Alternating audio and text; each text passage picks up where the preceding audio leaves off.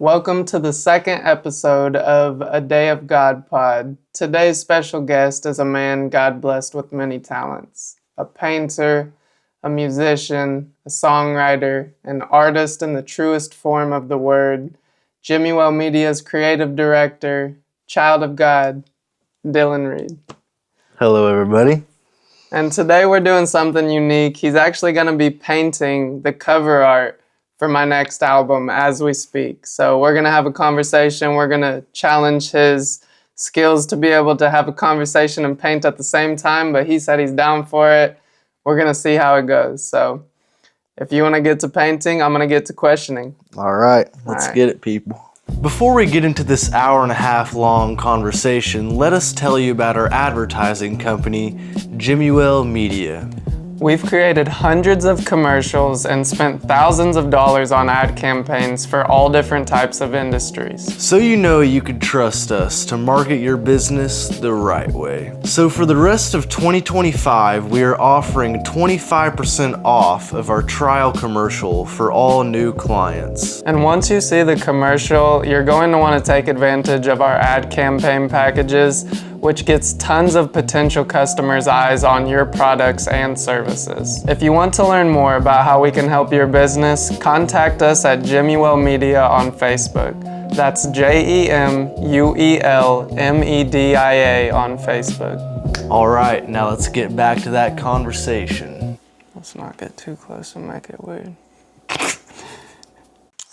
So, if you could go back in time to the day you started painting, and if it was one single image, if it was a scene, a painting, you may say, yes, to when you started and you realized this is more than just me liking this activity.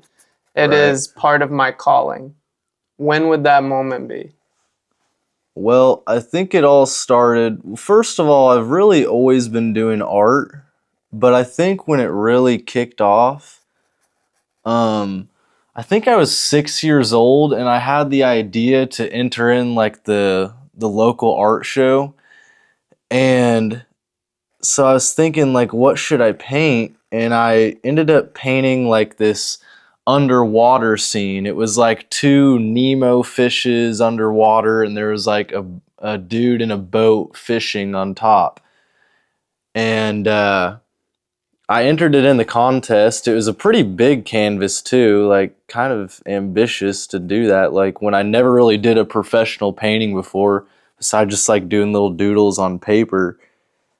And it ended up winning first place for like my age group.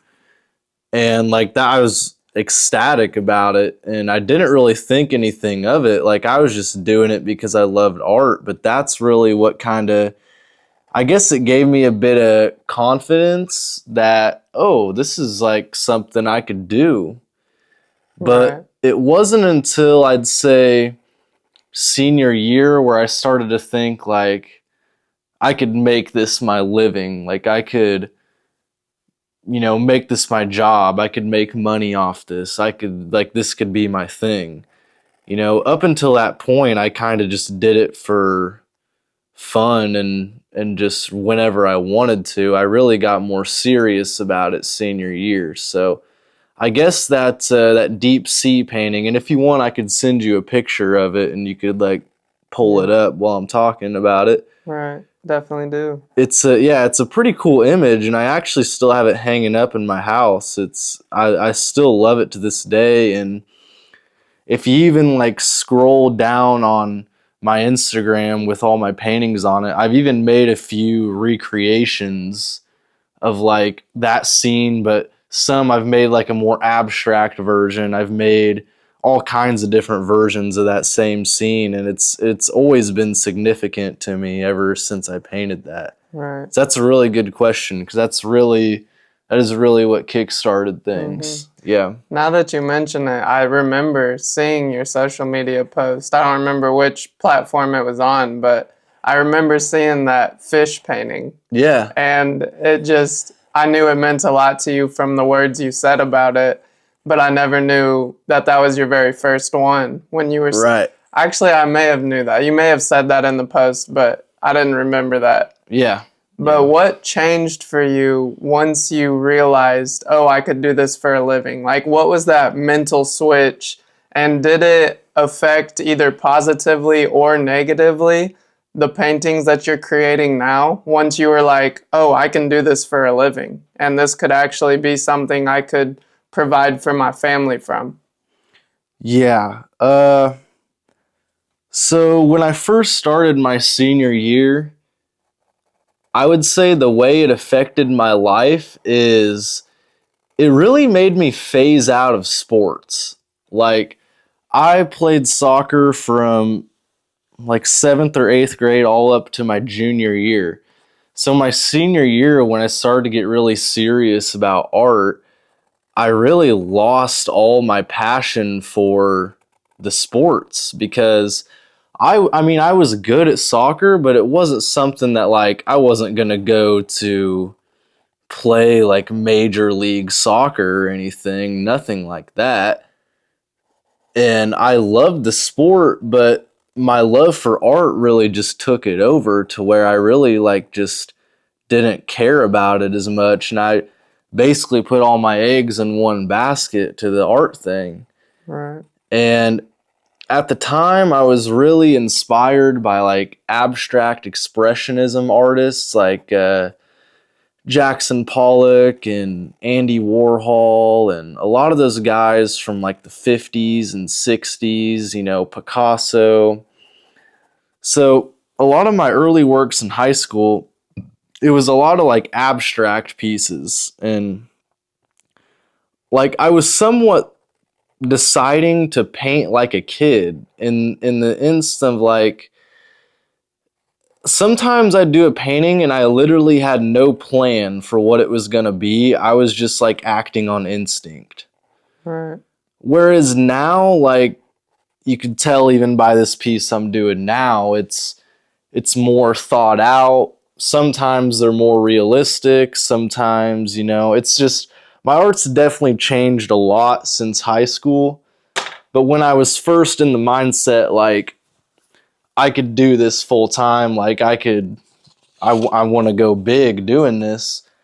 I was seeing all these more abstract artists from like the 60s and that kind of period. And the difference was those artists I loved, they were in like New York. So it's like Prince has this song that is very true. It's called All the Critics Love You in New York.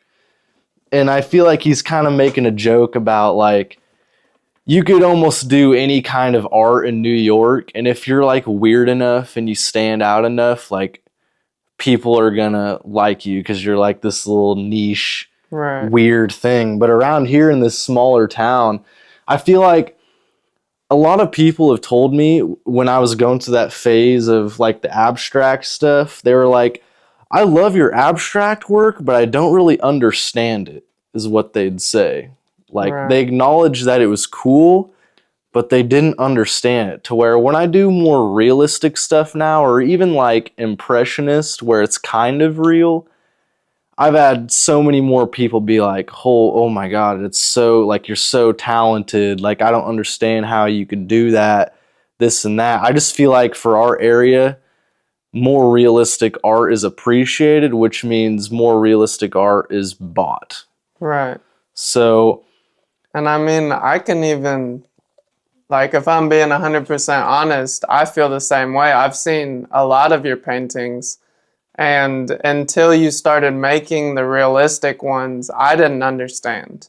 right, Same thing. It was like I knew you were talented. I liked the vibe. I liked the way it looked. I liked the colors. I liked the artistry, the passion behind it. right, But I didn't truly understand. I couldn't put it together in my own mind, like what makes that better than something that I could do with no, you know what I mean? Like right, with no understanding of it. I guess that's my point, is I didn't understand it or understand why it was good or why it was a part of you. And but do you think the abstract art is more you than the realism is? uh, Or do you think it's all just a part of your core artistry? I think it's really a part of the core artistry because not just in art, but in everything. Like, I go through phases to where, like, say, even with music, like, there might be a week where I almost only listen to jazz music, but there might be another week where I only listen to rap, or I only listen, like, or rock, like, whatever it may be. I just kind of go through, like, little phases of everything. So, like, that abstract phase, it was still a part of me and it was still me, but now I'm just in a different phase to where Right.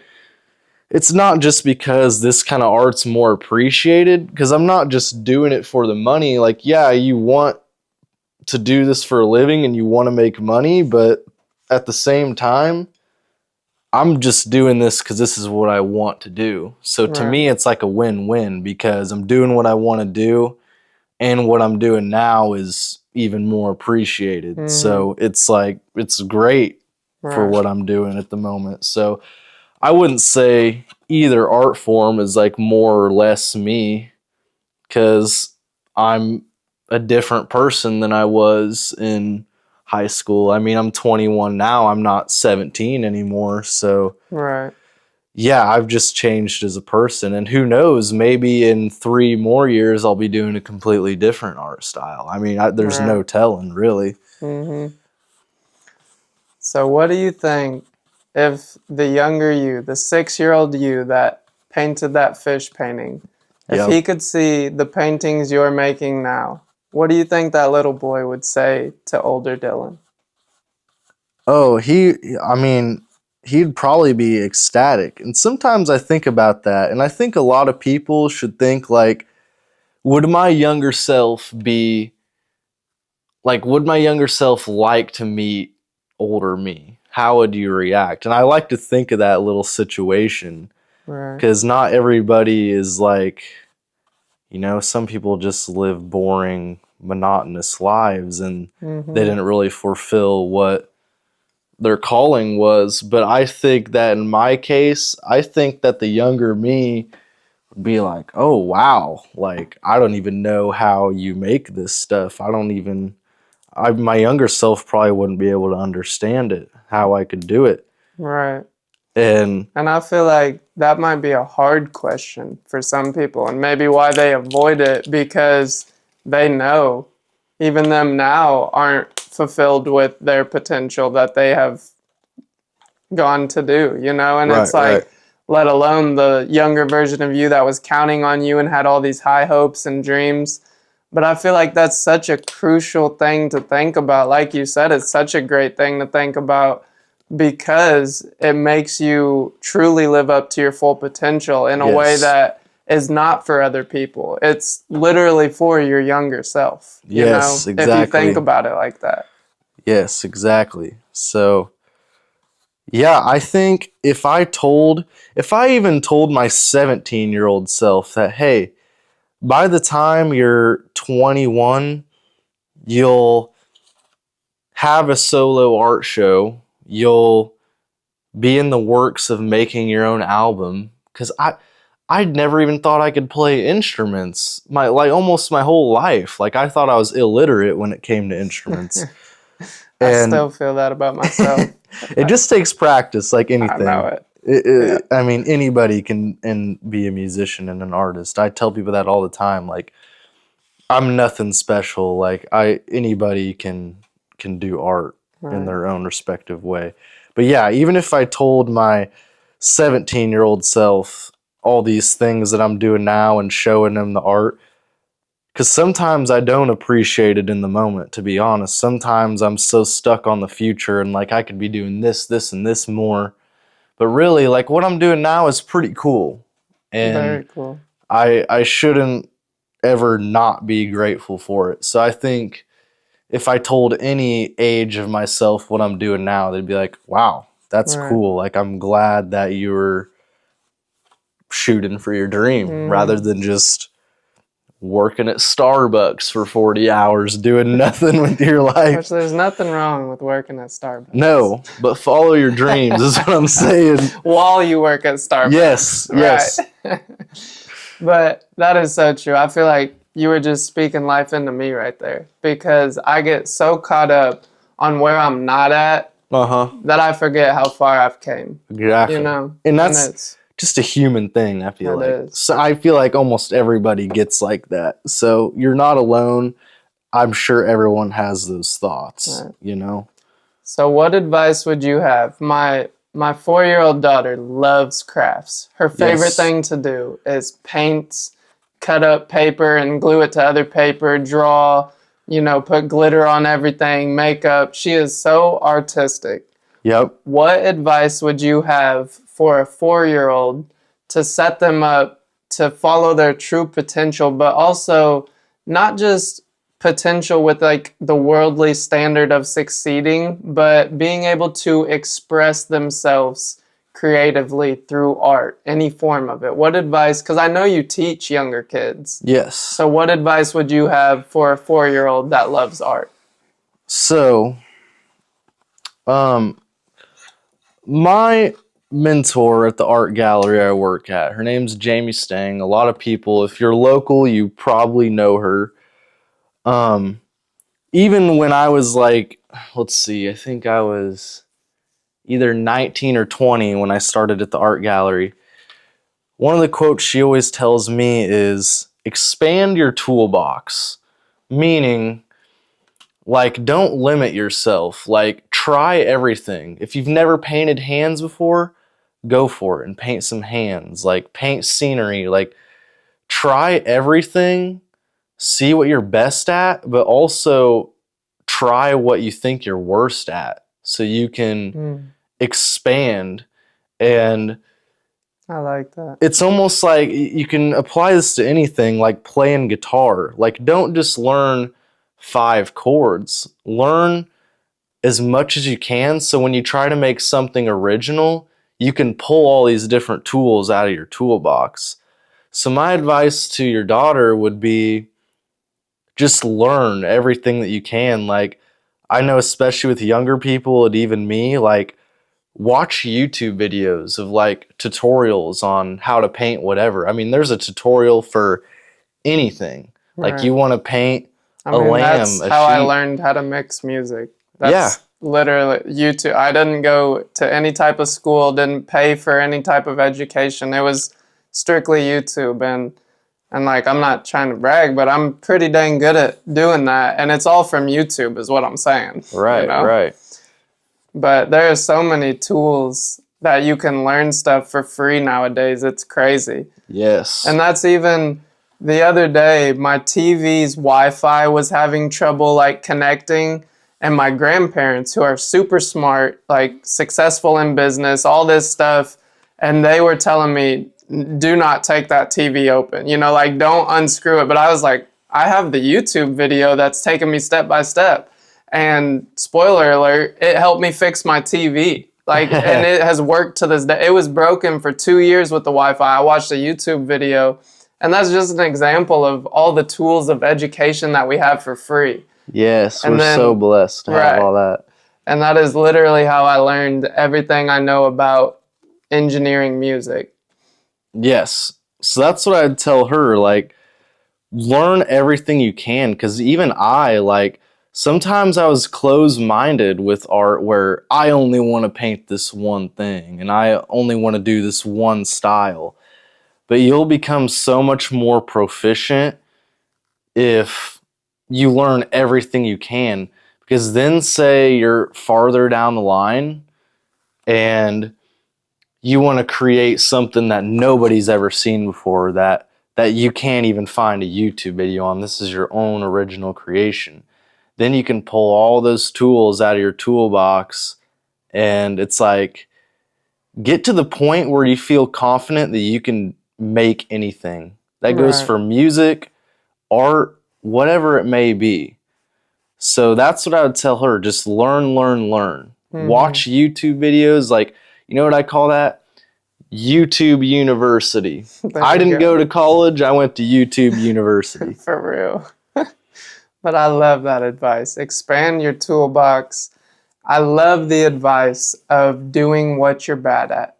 Like, if Yes. you have a passion for something and there's a certain area of that something that you're bad at, do that more than you do the stuff you're good at. The stuff you're Yes. good at, you're gonna be good at.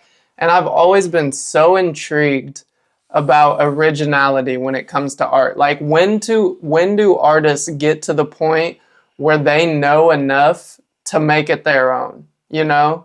Because it's Right. like, I mean, there's certain people that I believe were blessed by God to be incredible from the start. Like, there's people like that out there, but it's very few. There was Yes. this one kid, it's like Kobe something. It's this young kid that plays piano, and the Uh-huh. piano tuner bought him like a $15,000 piano because of his raw talent, and he never had lessons. And he could just play the piano like no other type of stuff, where I was watching videos of him and I was legit had tears going down my face because it was so Wow. beautiful. And there was this young kid. There's people like that out here. But for the majority of us, people like me, we've got to work real hard to be good at something. And it's like, when does the teeter-totter go to the other side of being inspired and you can tell it was inspired by something, to going to where you're an expert and you can bring your originality into the art, you know? Well, the thing is, like I keep comparing like art and music, but the thing is with inspiration, something is always inspired by something else. So it's very, very difficult to make something that is like literally completely original. Because, I mean, you could probably look at any of my art pieces, and if you know like art history and what I like, then you could probably pick out like, oh, maybe he made this painting because Picasso did a painting like this, or that's just an example. But I'd say even the masters, even someone like Jamie Stang, who I mentioned, who has been painting for like her whole life Yeah, and she's in she's her amazing. 40s, Yeah, the reason why she's so good is because she never stops learning. right. So that's the thing. You're never too old to learn new tricks. I do not believe, and I hate the quote, old dogs don't learn new tricks. That's just a mindset thing. Right. Like, you're limiting yourself if you're older and you're saying, oh, I can't learn this because I'm at a certain age. Like, I've seen people who have picked up the guitar at like 40 years old and they become really good. It's all a mindset thing. And when you get to the point of you think you could just make something original, like your own vision, I feel like everybody kind of has a different path. So there's really no telling when an artist can get to that point. But I think that it's all a process. Like, nothing is ever really completely original. Right. I've got two things I want to say about that. Number one is, one of my biggest backlashes or like negative opinions about my music is people always say I'm trying to be like Juice World. And Yeah, they say, and I see it, I understand what they're saying, but I don't try it. And I think that's where I always think about inspiration, is like, I love Juice's music. I was for sure. an obsessed fan, and Mm-hmm. I think he's the greatest artist of all time. Mm-hmm. Even though now that I've accepted Jesus and I don't really agree with the stuff he was singing about, but it was real. It was his life. Like, I have Right. no room to have any judgment, but I loved his art so much that it naturally had an imprint on everything I make. For Like, sure. and I think it has goods and bads to that, but it's just true. Like, anytime I sit down to make music, Mm-hmm. the melody that comes into my head is inspiration from a Juice World melody. Like, it's pretty obvious, and I Right. don't think it's a bad thing. Like, No. it's what it is. Mm-hmm. And then the second thing was Virgil Abloh, who made Off-White, the creator Yeah. of Off-White, who Genius, passed away. by the way. Yeah. Genius. He had the rule where it was like 80%, or it was either 80 or 90% inspiration, and then you add your own 10% or 20% of originality. It was one Yep. of those two, but 80 to 90% inspiration, where you take what's already working, what people like, what you like, and you add your 10% of originality. So those are kind of the two things I've always thought about: inspiration and originality. And that's almost kind of what I'm doing with my art. Like, I'm seeing what works for my area, which is realism work, but I don't just, you'll even see with this painting, like, it's not perfect realism, but I always put my little spin on it. And it's like a compromise. So I'm not just like selling out and just making realism art because I want to make money. I'm still making what I want, but it's like a compromise with the people and the fans because, even now, like, realistic art is more appreciated than like weird abstract art, which is fine. So if I'm going to do realism, I'm going to do it in my own little way. And you mentioned, like, on the music side of things, like Juice WRLD. One of my biggest musical inspirations is Bob Dylan.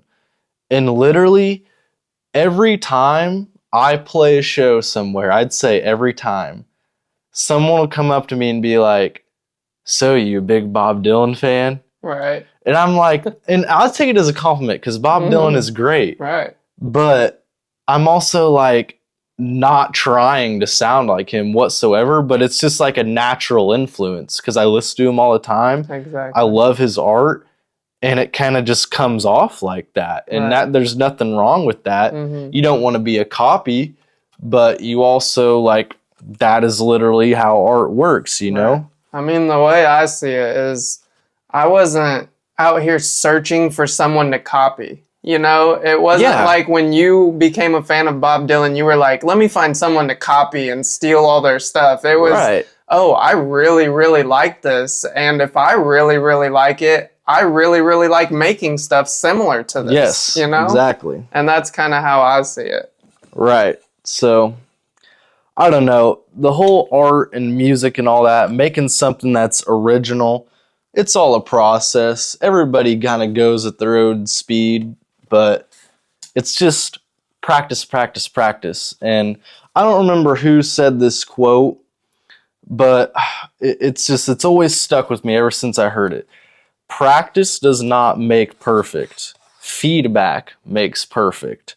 Meaning, you could practice playing the same song 100 times, but if you're practicing it in the wrong way, it's not doing you any good. Well, my dad always said, it's basically what you're saying, but practice doesn't make perfect. Perfect practice makes perfect. Yes, that's like the same thing. Yep, that's what you were just saying. But if you, like, that's why, like, I always record my shows most of the time, because I will go back and I will meticulously watch them and be like, oh, well, that part wasn't very good. I'm going to do it different next time. Or I really liked this part. Let me do it the same way next time, And that, like, when I first started singing and doing music, me and my girlfriend actually just had a funny conversation about this last night, because she loves me with all her heart. But we had a conversation because I can admit this now, that when I first started singing and playing the guitar, I was not good. Like, I just was not good. I was hitting the wrong notes, like, all that. But with a bunch of feedback over like a year's worth of time of playing and doing all that, I've gotten a lot better. And that's with anything. You want to be a dentist. It's the same thing, Feedback. You got to see what you're bad at and improve it. Got to see what you're good at and keep expanding on it. Play to your strengths, So that's really what it is for anything. And that is such great advice. I don't know who said that. If anybody knows in the comments who the hell said that, leave it below. But yeah, that's just great and something that I live by. Right. I think it's so true, and it's so beneficial I've gotten to the point just from making music for over a decade to where I feel like people, whenever they give feedback, they're kind of hesitant because they don't want to hurt your feelings. Yes. And I'm at the point where I'm like, tell me, like, if you think, tell me the worst parts. But don't tell me I sound decent. Don't tell me I sound, yeah, it sounds pretty. Tell me the worst parts of what you heard because that's what I want to hear, you know? Right. I want the true feedback to make me better, to make Right. my art more, focused in, honed in on what is good, what other people think is good. And I guess that's something I kind of battle with is what I think is good versus what other people think is Sure. good and what should I have. I know what I think is good should have more importance, but sometimes it's hard to make the distinction in your own mind what should have more importance, you know? Yeah, for sure. Because when it comes to feedback, it's not your own feedback you're looking for, it's others. I mean, Right. you can have your own feedback about yourself, but it's going to be biased, you know? Right. I've been a people pleaser, and I feel like I have a bad habit of telling people what they want to hear, which I'm trying to work on. But I think a lot of people are like that. Right. Right. And I get it. Like, especially if it's your friend, like, Well, say, that's the worst, is when it's your friend and you're telling them what you think they want to hear. But Right. it's so common, and it's hard to overcome not doing that. but I think that honestly, like, if you want to be a good friend to somebody, and if they're in the wrong or they make something bad, whatever the case may be, like, don't be afraid to tell them, you know? Mm-hmm. And I I've almost thought about doing this before with like my friends, like making a bad song or a bad painting intentionally and showing it to them and being like, "What do you think?" and seeing if they just say it's good, you know? That's so funny. That would be hilarious. You should do it for Yeah. a video. Yeah, like make a terrible song and just be Right. like, "Yo, what do you think of this?" And if they say it's good, I'm like, "All right, I'm never trusting your opinion again." Right. That's hilarious.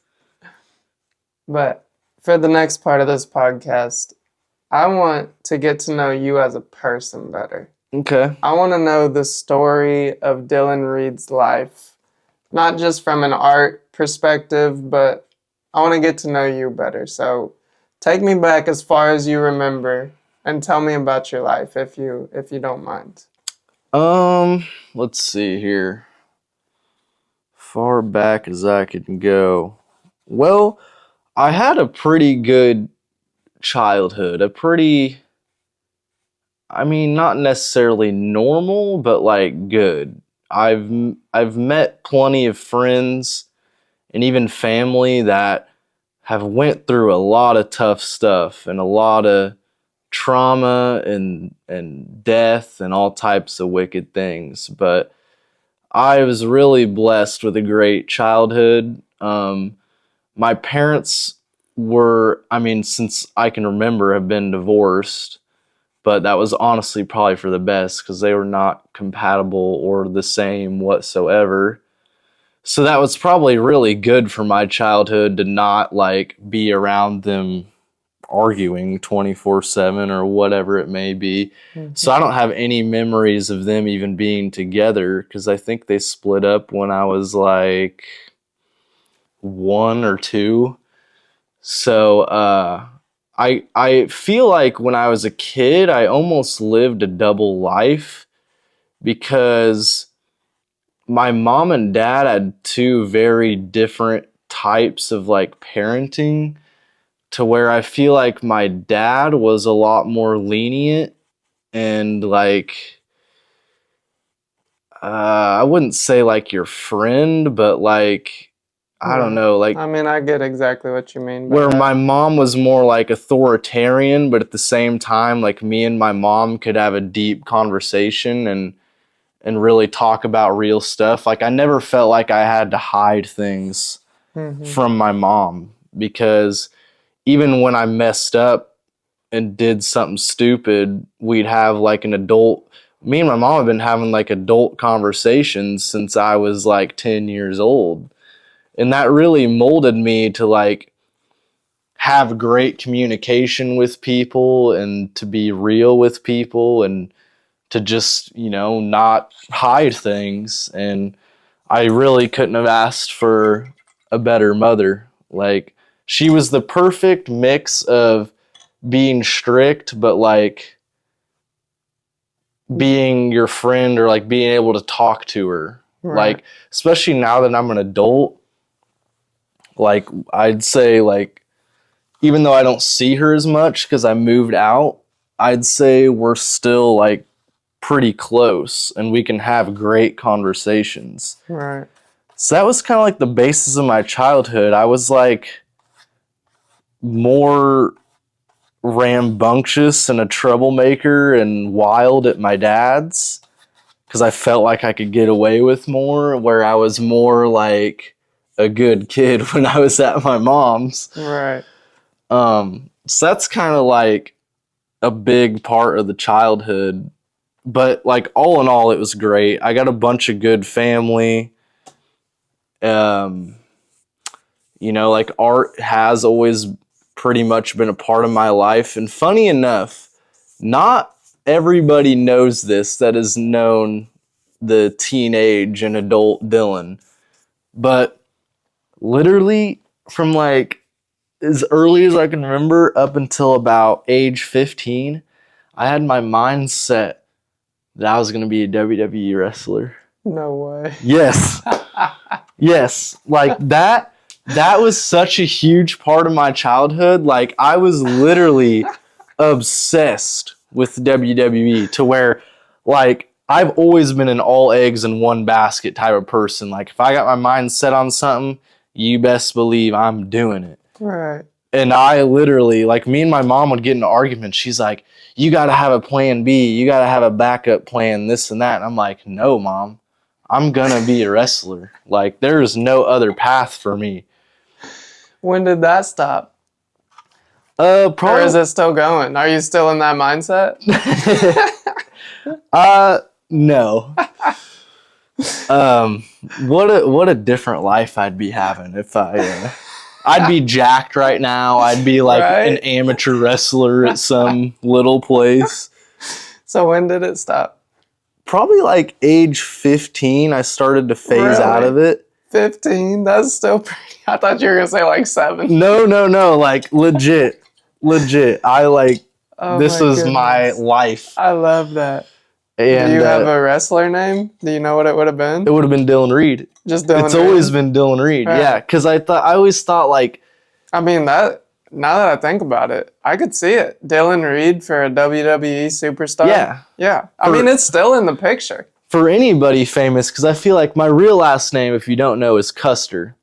And if you go like outside of the state, people do not know how to say it. Like I've been on vacations and people have been like, Coester? Really? I've even had someone say Keister before.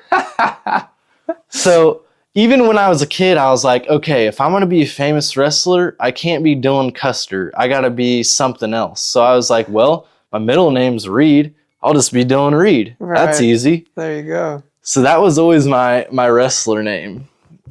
People not being able to pronounce Custer kind of surprises me, but I guess it's just such a common name around here. Yeah. Because my last name, no one ever knows how to pronounce it. Yeah. Unless you're from Effingham or T-Town. Literally, yeah, you can relate. Right. But that is so funny. I did not know that. Yeah, I love that. And I'm telling you, it's not out of the picture. Like, once you start gaining traction as an artist, that could be a premier transition to you being a WWE. Honestly. I mean, have you lost the fuel? Have you lost the drive to become a WWE superstar? I think so. Yeah, I mean, I still like it. It could come back. I watch it from time. I mean, I just said like I'm a person of many phases, Exactly. So who knows? Maybe I'll quit being an artist in a couple of years and who knows what the get next jacked and be a wrestler. That is hilarious. But yeah, then from there I kind of phased on to basketball to where like I know I'm a 5'8" white guy. So like I never really thought like, oh, I'm gonna make the NBA. But from like 15 and 16, I was like obsessed with basketball to where I played it every day. I was like practicing for nothing in my yard. Like I was literally playing for hours, like doing shooting drills and stuff just to I get was the better. same way. Sports was my whole childhood. That was Yeah. like all I did. Yeah. And so that's what kind of phased out wrestling as I became really fixated on basketball. Right. And then the next fixation was art. Was art. Yeah. Pretty much. Yeah. So were you raised to have faith in God? My mom, one of the earliest memories of my childhood was like before bed, my mom would read me. She had like this kid's version of a Bible with like pictures and like mini stories and stuff. I And got one of those right there for my daughter. I wonder if it's the same one. I mean, probably not, but not the same exact. I'm sure it's similar. Yeah. And so she always like kind of instilled that in me, but like neither of my parents were really ones to like go to church, especially my dad. I don't know, until recently, I've never had a conversation with my dad like about Jesus. I know that when he was younger, he went to a Lutheran church with his family. And I don't know if it just like rubbed him the wrong way or what happened there, but like faith really is not a part of my dad's life. Right. And so that's one of the early memories, but I really did not start going to church until pretty much a year ago now, when I met my girlfriend Lucy, and I met her family there actually, like, because I mean, I wanted to meet her family, but that was also like a good way to meet them, like showing like I'll come to church with you and meet you that way. For people that take their faith seriously, that's kind of the prerequisite, with your daughter. I'm thinking of her parents or whoever was there with her. It's like, if she's going to be seeing a guy and he won't come to church, that's kind of a red flag. If they take it seriously, if they take going to church as an important. And especially like, I mean, kind of the way I look now, but especially the way I looked a year ago, like I had way longer hair and I had like blonde highlights and I was dressing more like a rock star, I guess. Mm-hmm. And I think like her mom like saw my social media and was even like, "Are you sure about this guy?" Like, right. But so I decided to meet them there. I love that. I love what you're doing there. Good. That looks amazing. Yeah, it's a nice touch for sure. Beautiful. And that's really what started it. Like, I give big props to my girlfriend for like bringing me to the church essentially, whereas this is so like profound. Like, let me break down this story to you. Please. So me and my girlfriend just celebrated a year together. Literally yesterday, it was our 1 year. Mm-hmm.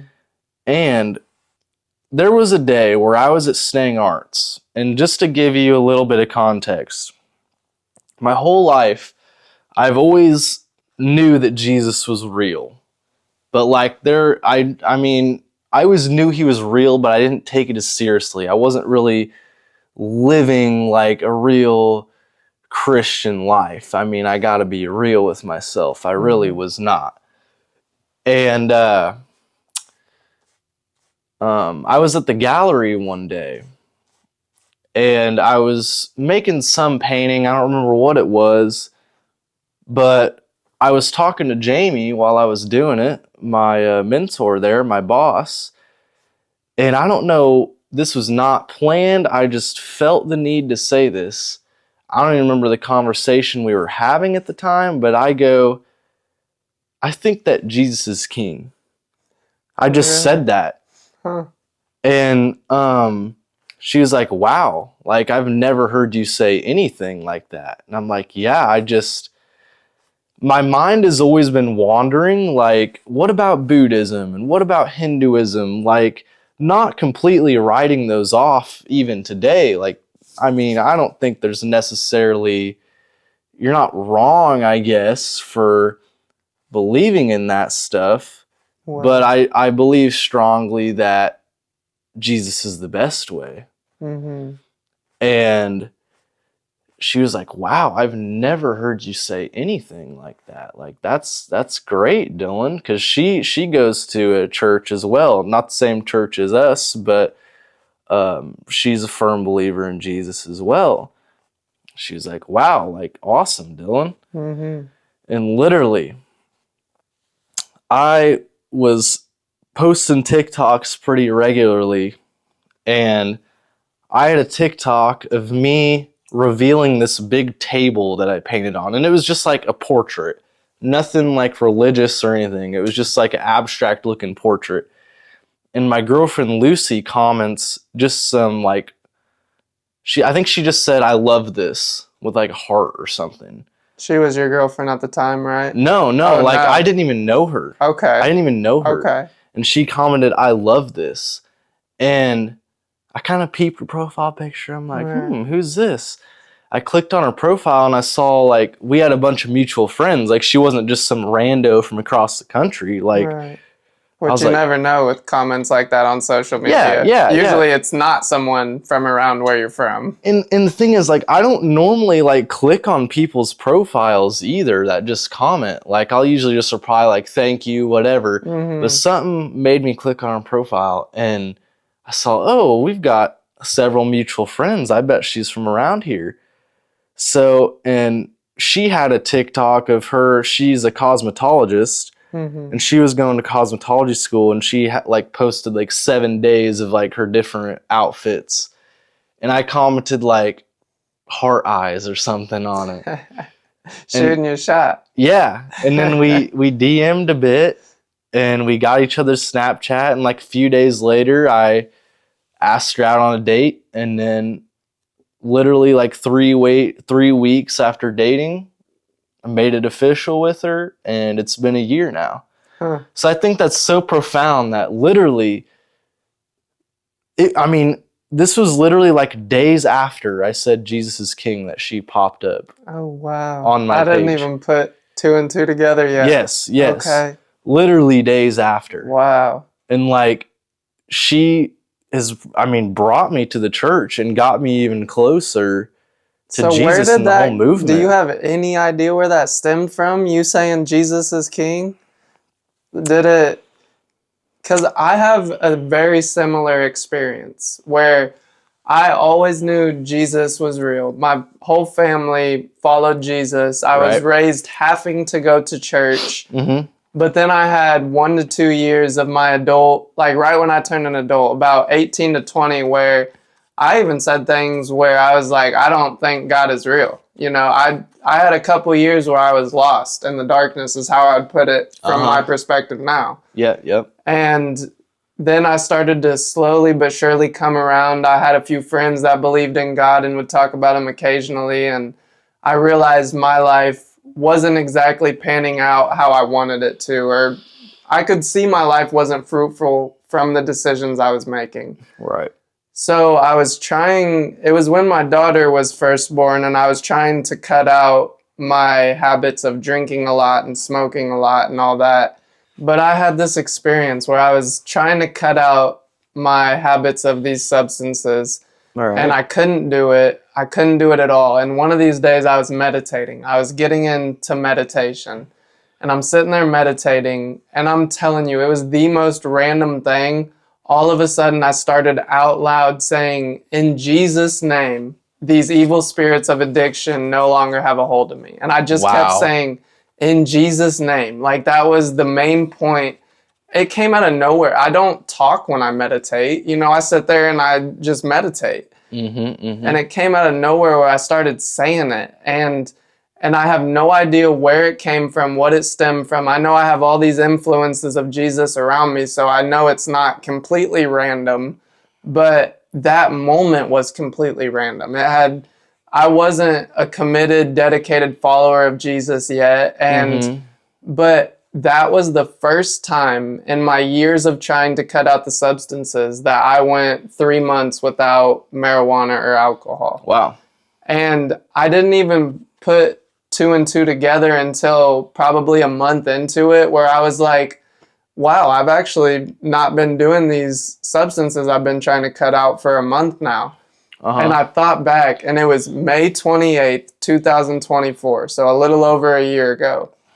And that was when I had that meditation experience because I journaled about it. And I don't remember if I saw my journal entry. I think I just recollected it and remembered that that happened. And that moment was just where I was like, oh, Jesus is real. Like, Jesus is real to me. And he just encountered me. And I'm thankful for that, you know? So was it something like that where you initially had it, or what do you think happened? I think, like you, I definitely had influences. So even now, I hate to admit, I have a part-time job working at Menards. Hey, that's the same thing as the Starbucks earlier. You got to work somewhere until this works out. Yes. Yeah.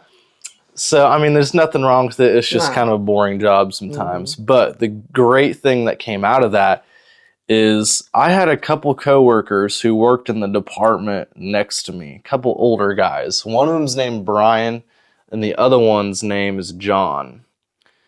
And they both would always, like, I would always question them and, like, debate them, like, well, what about these other religions? And what about this and that? Like, just kind of trying to pick their brain.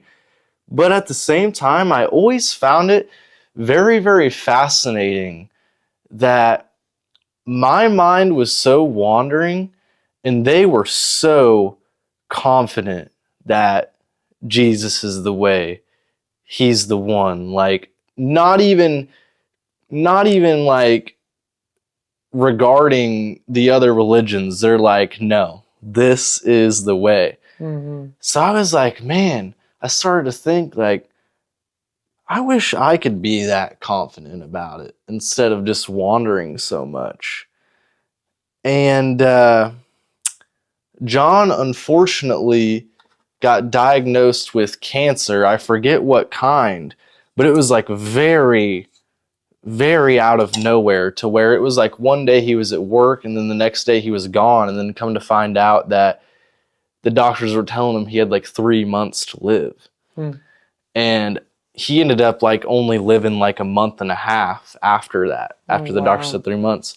So he passed? Yes. Wow. And I remember going to his funeral with Brian, and I mean, it was just very profound. He's got such a great family, and they all just, I mean, they hardly even know me, but just from what like John had shared with them about me, and I guess John really thought a lot of me.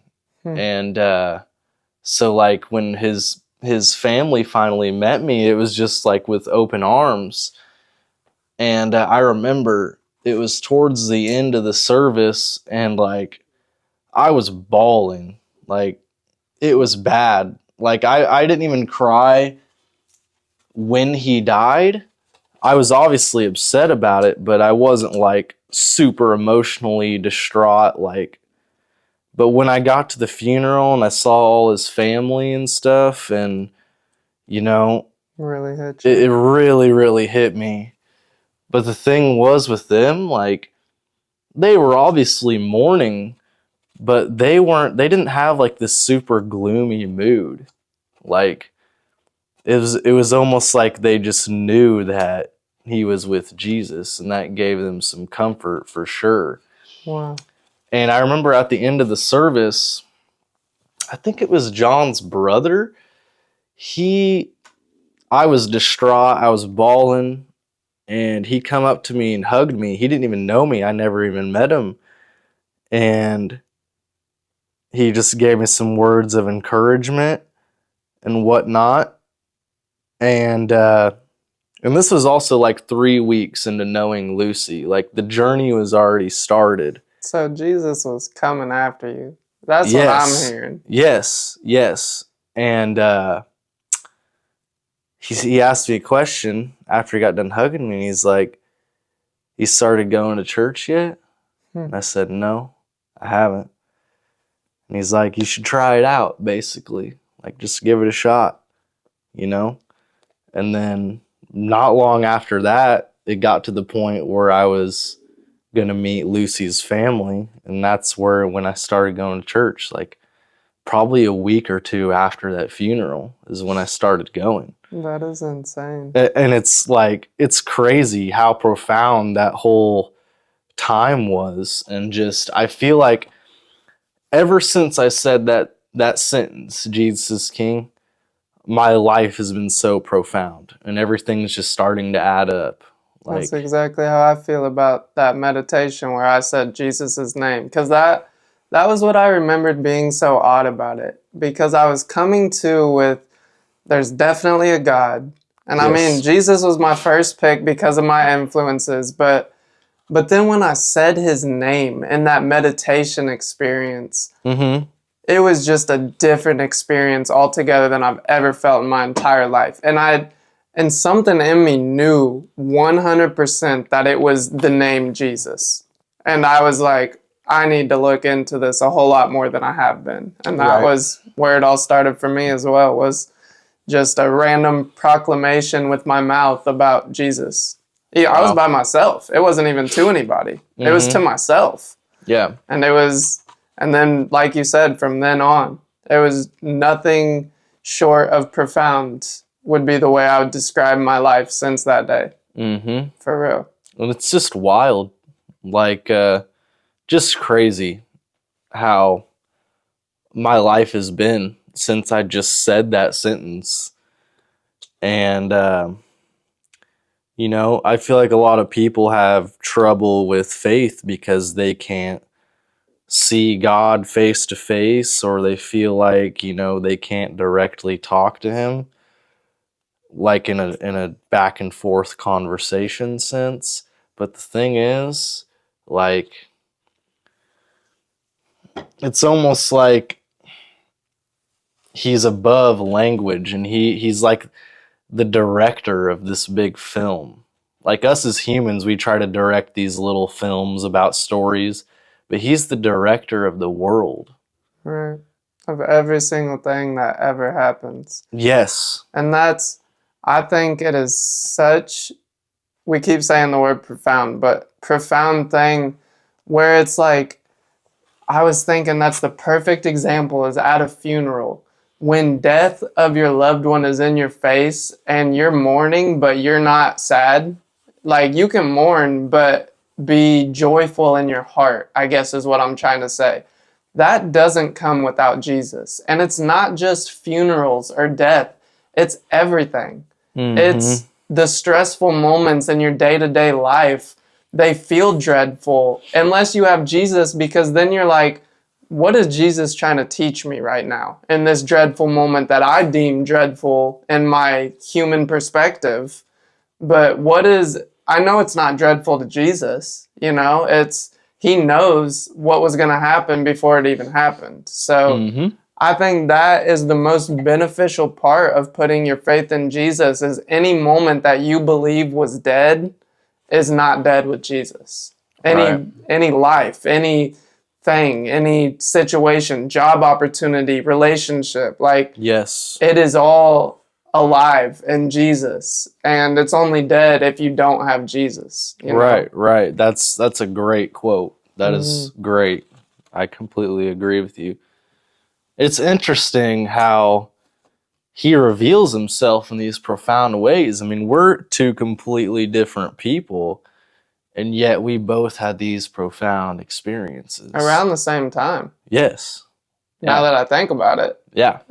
Pretty dang close. It was, because I remember I started getting into it, and then I started seeing you at church, and I was like, I didn't know if you had always went there or if you just started going there. But it sounds like we really started to take it serious around the same exact time, which is crazy because now you're sitting here making the cover art for my first Christian album. Yeah. And we're talking about Jesus on a podcast, which if you would have told me I was doing this moment right here 5 years ago, I would have laughed in your face and I would have told you you're crazy. Even 3 years ago, 2 years ago. I wouldn't expect this either. I mean, we haven't known each other forever, but even like the first times that we met, we were both, I would say, pretty completely different. Oh, 100%. I can't remember who I was before Jesus, let alone I mean, we first met, what, 3-4 years ago, maybe? I think it was 2023. Okay. Back when I was in the band, So and we were making some music. We did a couple podcasts. I know we met a few times before the podcasts and stuff, but yeah, I can tell, like, we were both vastly different people 100%. back then. Right. And it's crazy. Like, I didn't know that story from on your perspective either, that is what happened. And that's crazy to me that, I mean, he revealed himself to you right then and there. Right. And it was like that happened, and then it gets real. You know, you have those crazy experiences in the moment, and then you sit back and you're like, well, if Jesus is the truth and the only way for me to have eternal joy, what does that mean? And what do I need to do?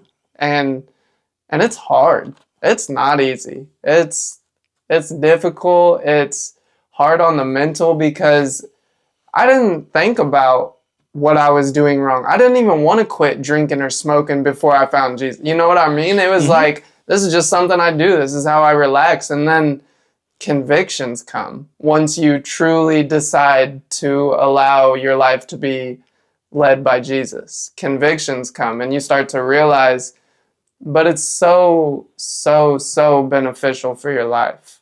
Like those convictions, I believe if you put your full faith in Jesus and you follow the convictions and try to change with your whole heart, nothing but good can come out of it.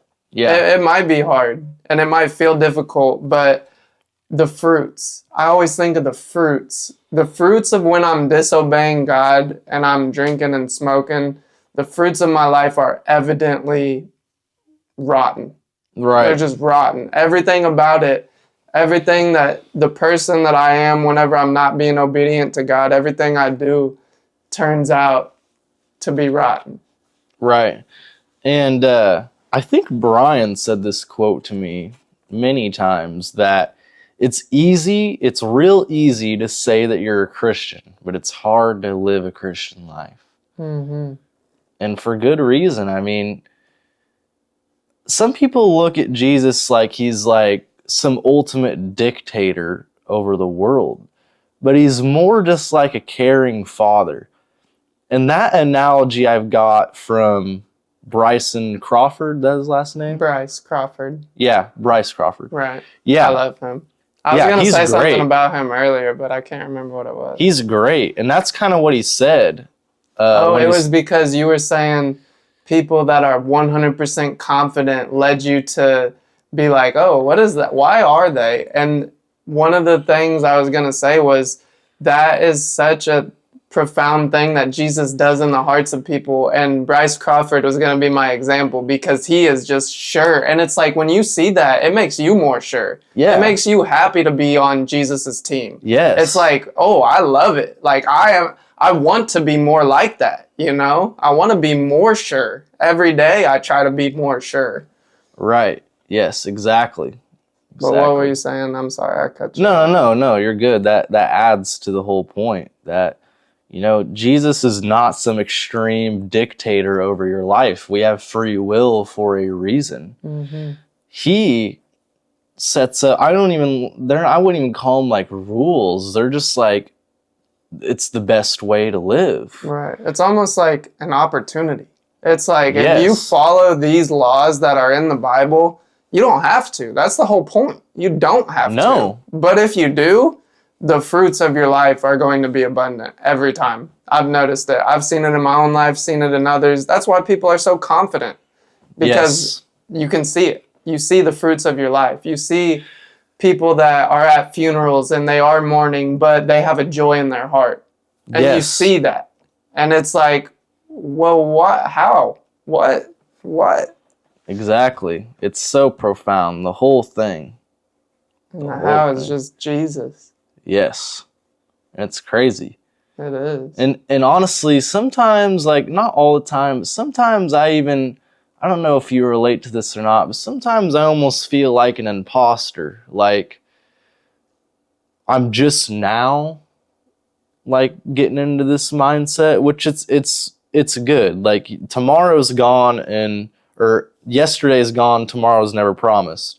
So you can't get caught up on yesterday. But like sometimes I'm like, why am I just now thinking this? Like I wasn't this type of person my whole life, and now it's just like all of a sudden I'm Jesus, Jesus, Jesus. Like, Right. but at the end of the day, it's what I just feel like is right Yeah. and right for everybody. Well, I think it's just a part of God's plan. It's not something for us to understand why it happened now and why it didn't happen earlier. But it's even when I'm reading the Bible. When I read the Bible 3 years ago, it didn't mean anything. It was just words in a book, And then once I truly decided to dedicate my life to Jesus, now when I read the Bible, it's a whole different book. I read it and it's like, oh, I feel that in my heart. And why didn't I before? I've read these things. I've seen it in Bible school when I was a kid and forced to go to church. Yep. I've heard all of this before. Yep. But I didn't hear it. I heard it, but I wasn't really listening. I didn't take it in and it didn't mean anything to me. And I believe that just is another thing that goes to show how real the relationship with Jesus is, because he changes everything. He changes the same book with the same words. It's a whole different book with a whole different meaning now. That's right. He changes everything. It's so interesting. It is. Changes every facet of your life. 100%. And I love to use the analogy like he's the director. Like the actors don't make the script. We may add our little twist and a little line here and a little line there. But at the end of the day, Jesus is the director. Right. But I love the fact that we can intercede. And there's parts in the Bible, in the Old Testament, God doesn't change his will. He doesn't change his direction. He doesn't change what he wants. But he does change his mind. It says it in the Bible that people prayed, and that is the whole point of intercessive praying. That's the whole point of praying for your loved ones and praying for whatever it may be.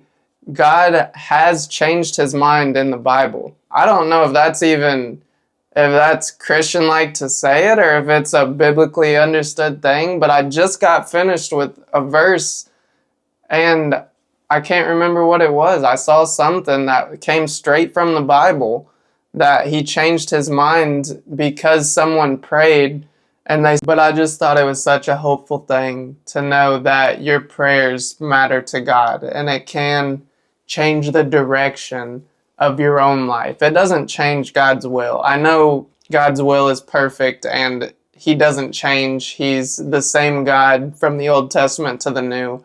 I know all that, but I also know I've seen straight from the Bible God say, okay, to prophets that were praying for their country, for whatever it was, for him to change his mind and his anger and his jealousy and all that, which is, I think that's such a hopeful thing. Oh yeah, 100%. But I did want to tell you, your idea for my social media series has gained me 81 plus subscribers on YouTube already in the first 4 days. That's insane for 4 days, too. It is insane. Like, that's great. And it's probably more. That was what I checked at 2 o'clock, so that was like 3-4 hours ago. Yep. And it's been going up, but I just wanted to thank you for that series idea because, and it's not about the subscribers or the numbers or anything. I get caught up in that a little too much sometimes, but the effect I've seen it have, people have already said, this made me want to be more obedient to God. And if I see that comment on any of my social media, I'm like, that's what I'm after. That's a win. That is the whole point of me doing this. And your series idea has brought that in abundance already, which is good, amazing. And yeah, that was the whole point of me suggesting that, because I've seen Just so many series like on Instagram, on TikTok of people doing like I've even seen like this one guy blew up. I can't remember his name, but he's like day one of fighting my followers until I get knocked out. That. Dude has literally gained like 1 million followers in like 2 months just by doing that. Because people follow along on this like viral series. And I've seen it with the dumbest things. I've seen this guy, his whole page is he found this rock that's like a cube. That was what I was going to say, because I love that example. Yes. He found this rock that is like a cube shape. And his whole series is day one of kicking this rock until it turns into a sphere. Yeah. He's got like 10K followers, I think, maybe even more. Right. So when I saw this, I thought to myself, well, for my own thing, I could do day one of trying to become a full-time artist since I'm not full-time yet, and that is the ultimate goal. But on your side of things, now that we're going into this partnership, I thought, well, for Trevor, I've noticed that he hasn't been doing a lot of the Christian content that he's been doing. So maybe he just needs a refresh. Maybe he just needs a new way of doing it to like make you like excited about it again or something. And that's exactly what it did for me. Right. It really did. Right. And so and also like it's just a win-win for everybody because you're spreading the good word, you're growing your account, and it's just good for everybody. The more people you reach, the more people's lives you can impact with the word of Jesus. And that's the ultimate goal. So I saw an opportunity for you and I'm like, this could be something good for everybody. And you don't have to stick with it, but at least try it. At least try it and see how it works. And I'm glad that it's working out. And I think it's just going to keep growing, growing and growing. Well, I'm going to try to stick with it. I feel like God gave me a vision about it, and it was more so, I'm not positive it was from God, and I don't like saying God told me this, or because I'm never positive, I never hear an audible voice of God in my head, but I felt in my heart that God was like, just watch what happens if you stick with it for a year. Imagine that, 365 days in a row that I make a post about becoming who God called me to be. And I show, today it was about this. It was about the podcast, and it was about going to church, and it was just about my daily life. And like you said, it's just recording your day. It's just making the effort to actually record what you're doing already. Right. And it was so perfectly aligned with where I was slacking, and now that I've been doing it for a few days, I'm just like, every day is more reassurance, like, oh yeah, Dylan was 100% onto something with telling me this. And I still believe God put it in your heart for you to even reach out and say that to me, because you started the video. I woke up one morning and it was 8 a.m. and I had a Snapchat from you from 2 hours before. Did you send me that at like 6 a.m.? Yeah. And you just started it out with saying, I don't know why I thought of telling you this, but it was just like on my mind to tell you this. And then you explained everything, and it's just been such a blessing to me, for real. It's been amazing. Good. I'm so glad it's working out. And think about it like this. Say every video gets 100, 300 views. You do that for a day, that's still a lot of people that's getting to. I mean, even when one of my videos doesn't do good, I got to remind myself, if I saw a crowd of this 500 people that saw my video, I'd be like, wow. If you saw it in real life, you'd be like crazy. I think like social media is like kind of desensitized us to that like aspect, but don't get too caught up in the numbers. They're great. It's great if you get a viral video. It's great if it does good, but it's even good if you get a little bit. I mean, it's like you got a shovel of faith and you're just adding to the pile every day. Sometimes you get a big load on the shovel. Sometimes you get a teaspoon. But everything adds to the pile. Right. You recently had one pop off on your TikTok. What's your TikTok handle? It's at Dylan Reed's World, and that's for my Instagram. That's for TikTok. I think even on YouTube, like you have an at name. I think that's my at on just tagged you YouTube. recently. It is Sweet. Dylan Reed's World. It took me a second to find it, but that's what it was. I low key slack on the YouTube part of it. I need to. But that TikTok you posted the other day had over 100,000 views. Yeah. Was that your biggest one yet? Yeah, it was for sure. I've got a couple other ones that did decent, but that was, I think, by a long shot. I think the next biggest one maybe got 20 or 30K, and then the next one after that's like 10, 15K. So that's definitely a big jump. And I do not understand the algorithm, because I've posted similar videos like that for literally over a year, but it just happened to be that one that popped off. And well, that's the point, is you've been consistent for that length of time. Yeah. And I was gonna ask if you have any advice for anyone out there that feel a passion for making content, because your passion is painting. Yes. But I feel like you found a passion in making content about it, right? Yeah. Just sharing it in unique ways. You're so good at coming up with hooks. I think that's a huge factor of why your stuff has been performing well, is you make amazing hooks, and the whole revealing where you kind of don't show it and you almost show it and then you don't, and then you reveal it. It keeps people into it. But what advice would you have for someone wanting to share their own passions, no matter what it may be, on social media? Just stay consistent, but not only consistent, kind of study the game and see, like I said, feedback makes perfect. So like, if you've got one video that does better than your others, really think about, why did this video do so much better than my other ones? What was I doing differently here? And there's plenty of creators who their whole brand is like helping out other creators to make their content more like marketable and value and to get more views. And there's some people who spew absolute nonsense, but there's others that really give good advice on what to do and what not to do. And also, like, for any lane that you're in, study the biggest people that do it. Like, even for your lane, like, study Bryce. Like, what does he do to get that big and that following? And I did the same with people who even do the exact same videos where they just flip around the painting.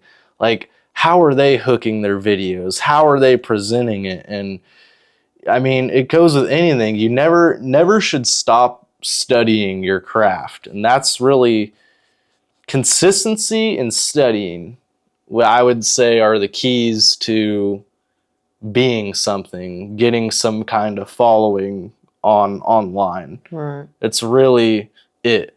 I mean, I've seen, like we mentioned, the whole rock series. I would say you could damn near blow up doing almost anything if you do it in the right way. Right. So, and you really have to love what you're doing. Don't make content that you like dread making. If you dread making it, change it up. Like, that's good advice. Really, I mean, you have to love it at the same time. I mean, it's just like a job. You don't want to work a job that you actually hate, because you kind of have to look at this like a job. Like, you got to have like somewhat of discipline behind it. Like, and another piece of advice, I don't care if even you have a video that you think is like kind of mediocre, post every day. Every single day, show up and you will grow. I've even noticed, like, if I go a couple days without posting, I feel like my views and likes will kind of fall off a bit. Every time. Yes. Yep. And just show up every day, because usually artists and creators, we're our biggest critic. So we might think a video is mediocre, but other people will think it's awesome. Right. That video you're talking about that kind of blew up for my art, it wasn't much different from any of my other videos, I really didn't think nothing of it. When I posted it, it was just part of the routine to post that day. And it just happened to work. Right. And it's funny because then there'll be videos where you think it's the best. And yes, this one's going to blow up and it'll literally get the least amount of views. Yes, that happens all the time. Right. I'll put more effort into certain videos, and these art reveal videos will literally take me like a minute to make. But I'll make a video that takes a lot longer, and these do better almost every time. Right. It's like I partly don't understand the algorithm at the same time. It's like I'm preaching studying, but like it's still so hard for me to understand a lot of this stuff. But you get a better hang of it the more you study, the more you research, take it seriously, find the right people in your space to look at and to study their profile. Yes. But indeed. another thing about going viral like that is it comes with hate. I even saw someone in the comments saying, just show us the dang painting.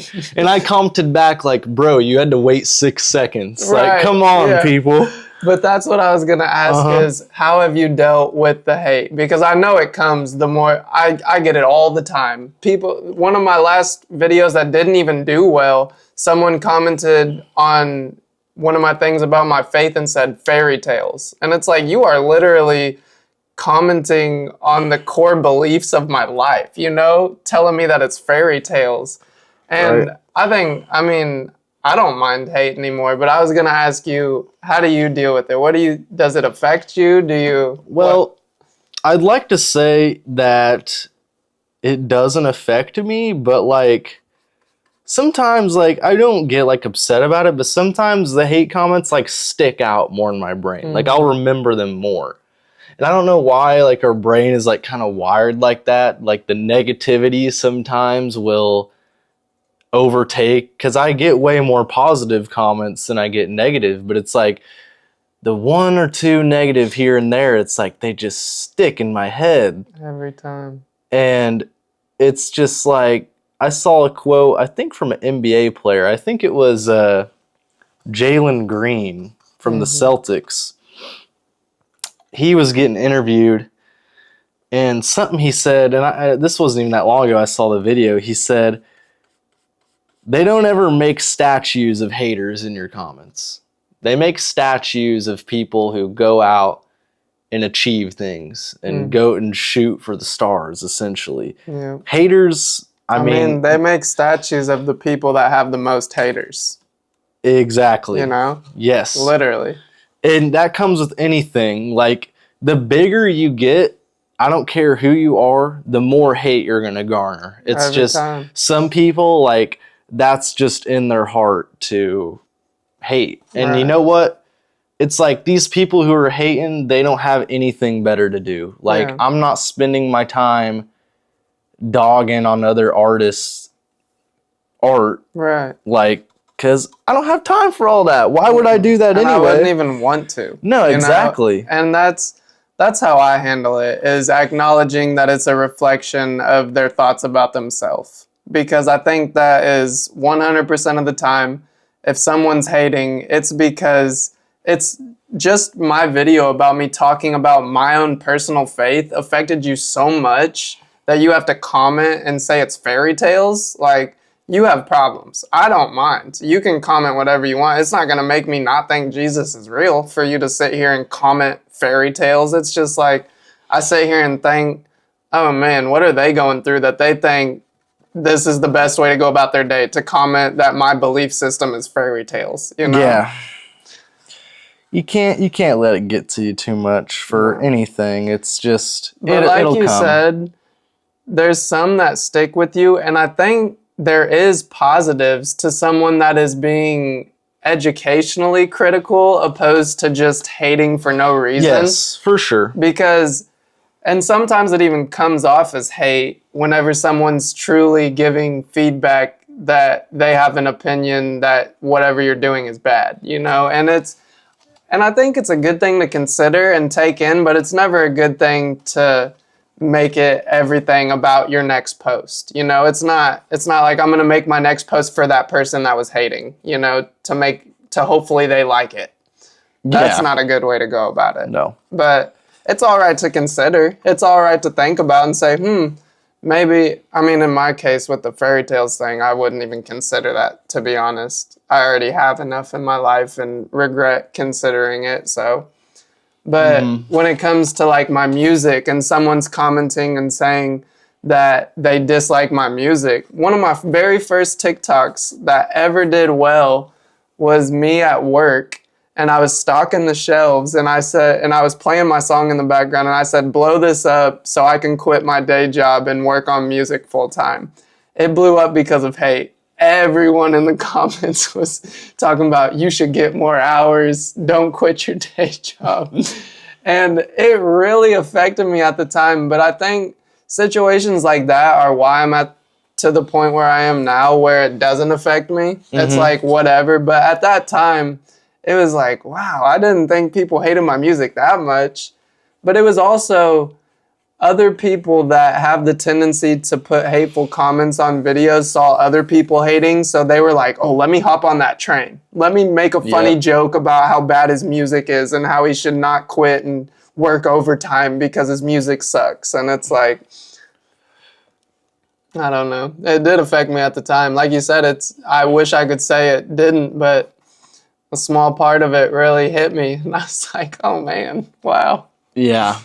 Yeah, I mean, it comes with doing content. That's just something that anybody who tries to go down this lane has got to live with. But, I mean, let's be real. It's not the end of the world. There's so much more important things to be worried about. Like, I'm not going to worry about some nobody's hate comment just because they're bored sitting in their bed doing nothing with their life. Like, Right. It's meaningless at the end of the day. So, I mean, you don't want to have hate comments, but if you're doing something, creating online, not everyone's going to like your stuff. Right. I mean, that's just a given. Yeah. So, it's really whatever. If you had any ruthlessly honest tips for my series going forward, ways I could improve, ways I could do better in the next video, what would you tell me? Ruthlessly honest.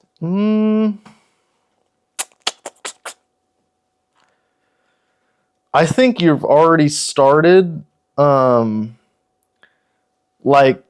showing with this next day that you're doing, like not just like being in your chair, like almost like doing little vlogging, like showing throughout your life. I think that would be a little more interesting. It doesn't mean you have to do that every day. I mean, just to add some variety to the series. But other than that, I think the idea and what you're doing is great. I think all the like lessons and the things that you're talking about is great. And I think something they should keep up is just being completely transparent about your winnings and your losings. Because I mean, people like that. People can relate to that. Like, not everyone's perfect. Everyone has downfalls. And, I mean, I think being completely honest with the audience is a strength. Right. Well, that's where all those wonderful comments stemmed from for me, was people being like, oh, he's being transparent with his deepest and darkest struggles, so now I feel like I can be honest with myself and I can work towards improvement from being honest. And that's been the most blessing part of it all, is just seeing other people being positively affected towards God. And it's all God. It's God coming to them through my videos. It's God talking to me through your advice. It's God. Everything is, like we were saying, everything is God, but we do have a part to play in God's plan. We have a choice. We have free will, and we have a choice whether or not we're going to be obedient to God. And it's always just for the best of everybody to be obedient to God, to follow his laws, to not look at it like he's a dictator and look at it like he's a loving father setting the foundation for our life. Yeah. And it's interesting because, like, the main lesson I feel like I took away from church today was that we're all a team in faith, and we all play our part. Like, we're all part of the body in Christ, and, use your strengths to honor Jesus. That's why, like, recently I've really started to make a lot of more religious paintings, because I feel like this could translate, especially like all ages, but especially the youth. Like, because sometimes, a painting is easier to understand than reading the Bible.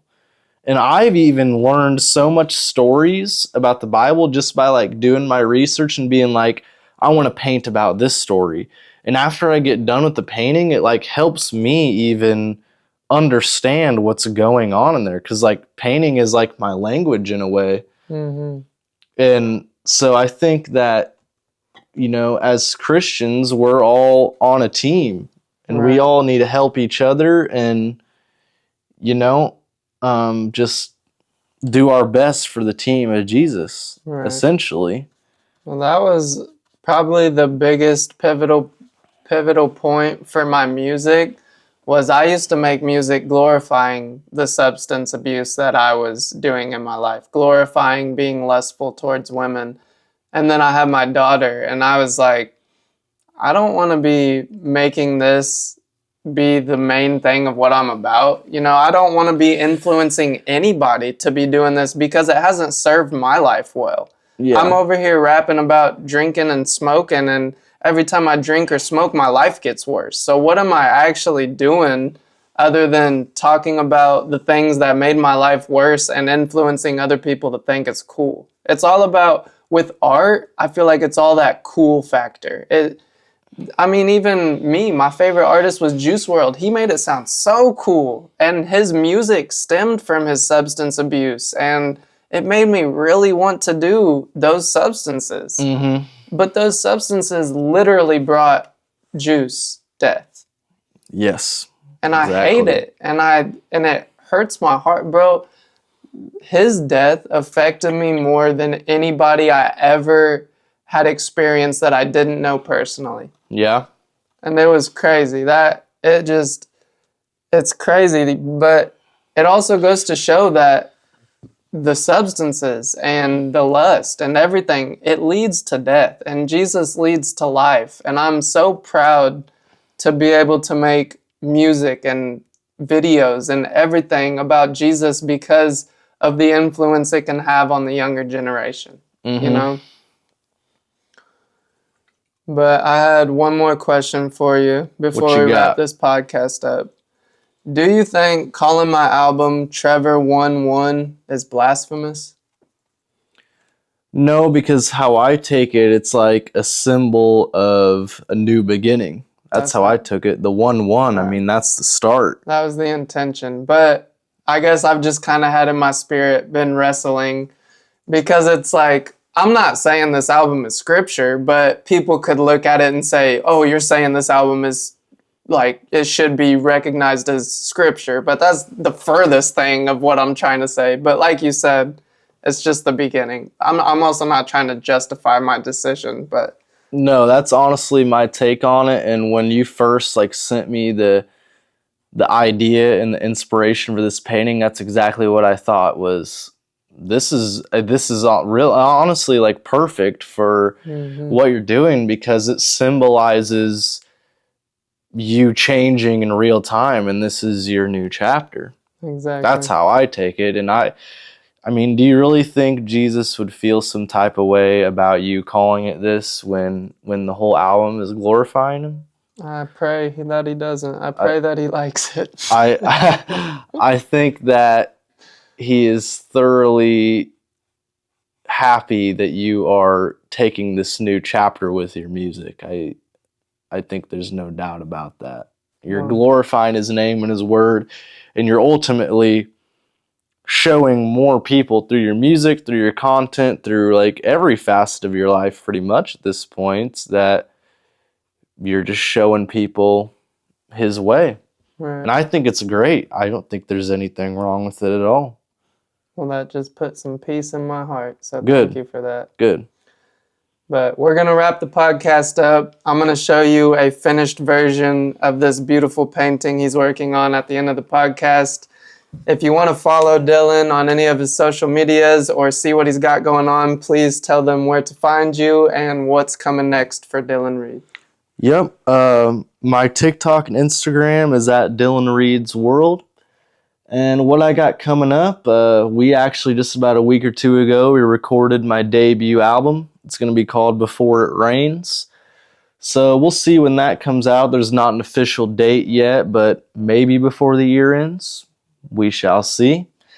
And I'll be releasing CDs for that as well. So I got something to sell at my shows so people can take something home, get something physical. And truly about it. Just more shows, more paintings, more music. And you do have your paintings for sale online, right? What's the website? Oh, yeah, yes. Thank you for reminding me. Yes, I do have a website of all my paintings. It's called dylanreedsworld.myshopify.com. And we'll put all these links in the description, so you can find all these links down there. Yep, and they're all pretty good price. I feel like art's for everyone, so I wasn't going to make these paintings ridiculously priced. I think the lowest painting is like 80 to 100 and the highest is like maybe 200, 250. So, and they're well worth it. Yes. Great quality, great passion behind it, and intention and creativity. Dylan's paintings are out of this world. Just from my perspective, my opinion. I'm being honest. I appreciate the kind words. So It's really about it. Just a lot of the same things I've been doing, just trying to take it to the next level. So that's really it. Yeah, I appreciate you for having me. It's been a great conversation. It's a great painting. I really pretty much just have to do the lettering, maybe a little more fur on there, and we're good to go. I think what do you think of the... Oh, I love it. I love the glisten in the eyes, the colors. I love these like goldish brown streaks and the brown background, and oh, it's perfect, bro. I appreciate it, dude. I'm glad we can make your vision come to life. Looks beautiful. I was low-key nervous going into it, like, man, I got to really nail this. Like, if I can't make this look off. Right. I mean, bro, we just had a whole conversation while you were painting. I'm blown away that it looks that good. Like, that is incredible and impressive that, because you were talking the whole time. You were talking the entire time you were doing it. So, very amazing. And I appreciate you, bro. Thank you very much. Yes, I appreciate the opportunity, bro. Thanks for having me. Yes, sir. Have I been good and faithful? Tell me, 'cause Lord, I'm trying to impress you.